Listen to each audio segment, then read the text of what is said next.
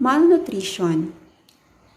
There were 821 million undernourished people in the world in 2018, or 10.8% of the total population. Malnutrition is a condition that results from eating a diet in which one or more nutrients are either not enough or are too much, such that the diet causes health problems. It may involve calories, protein, carbohydrates, fat, vitamins, or minerals. Not enough nutrients is called undernutrition or undernourishment, while too much is called overnutrition. Failure to thrive or FCT has classically been the term used to describe children who are not growing as expected. If undernutrition occurs during pregnancy or before 2 years of age, it may result in permanent problems with physical and mental development. Extreme undernourishment, known as starvation, may have symptoms that include a short height, thin body, very poor energy levels, and swollen legs and abdomen. People also often get infections and are frequently cold. The symptoms of micronutrient deficiencies depend on the micronutrient that is lacking. Malnutrition may be illness-related or non-illness-related, or both. A lack of breastfeeding may contribute, as may a number of infectious diseases such as gastroenteritis, pneumonia, malaria, and measles, which increase nutrient requirements.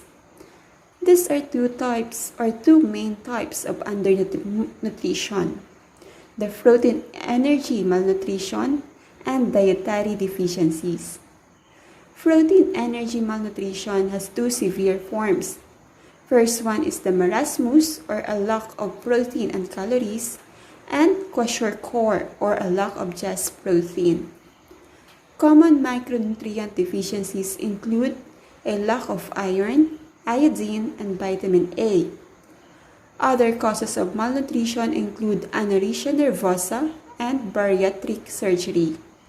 Causes of undernutrition: first is psychosocial up to 50% or more, CNS or central nervous system 13%, gastrointestinal 10%, cardiac 9%, genetic 8%, and pulmonary 3.5%.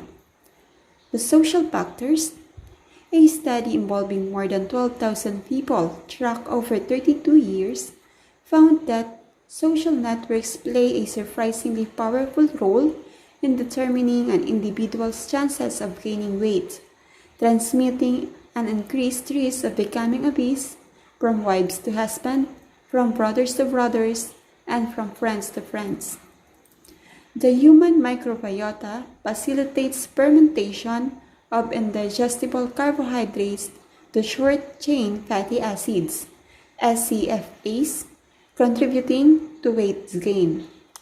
A change in the proportion of bacteriolets and firmicutes may determine host risk of obesity.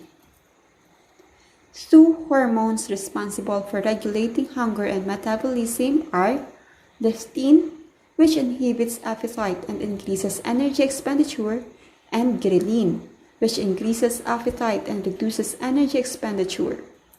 Studies have shown that chronic sleep deprivation is associated with reduced levels of leptin and elevated levels of ghrelin, which together results in increased appetite, especially for high-fat and high-carbohydrates foods. As a result, sleep deprivation over time may contribute to increased caloric intake and decreased self-control over food cravings, leading to weight gain. A commonly asserted rule for weight gain or loss is based on the assumption that 1 pound of human fat tissue contains about 3,500 kilocalories, or often simply called calories in the field of nutrition. Thus, eating 500 fewer calories than one needs per day should result in a loss of about a pound per week. Similarly, for every 3,500 calories consumed, about the amount of one's need, a fount will be gained. The physiology of weight gain and loss is complex, involving numerous hormones, body systems, and environmental factors. Other factors beside energy balance that may contribute to gaining weight include treating malnutrition mostly through fortifying foods with micronutrients such as vitamins and minerals, improves lives at a lower cost and shorter time. Zinc supplementation is recommended. Daily zinc increases the chances of reducing the severity and duration of the diarrhea, and continuing with daily zinc for 10 to 14 days makes diarrhea less likely recur in the next 2 to 3 months. In addition, malnourished children need both potassium and magnesium. This can be obtained by following the above recommendation for the dehydrated child to continue eating within 2 to 3 hours of starting rehydration. The World Health Organization, or WHO, recommends rehydrating a severely undernourished child who has diarrhea relatively slowly. The preferred method is with fluids by mouth using drink cold solution. Low blood sugar. Hypoglycemia, whether known or suspected, can be treated with a mixture of sugar and water. If the child is conscious, the initial dose of sugar and water can be given by mouth. If the child is unconscious, give glucose by intravenous or nasogastric tube. Best food for weight gain. The first one is milk. Milk has been used as a weight gainer or muscle builder for decades. It provides a good balance of proteins, carbs, and fats, and is a good source of calcium as well as other vitamins and minerals. Second is rice.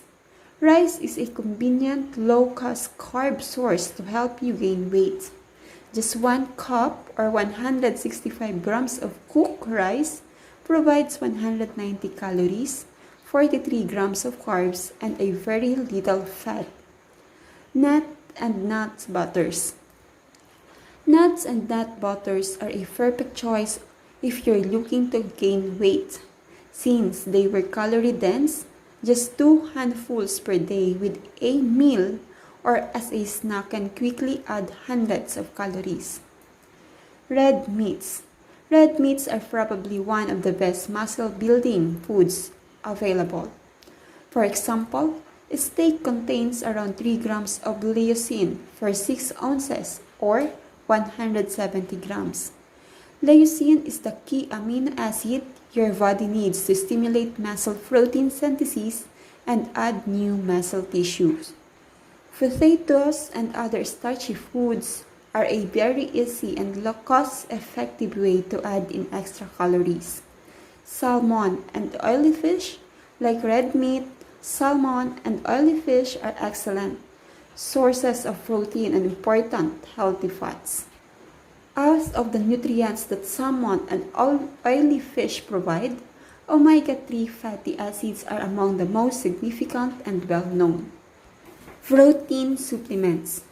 Taking protein supplements is a common strategy for athletes and bodybuilders who want to gain weight. Whey protein.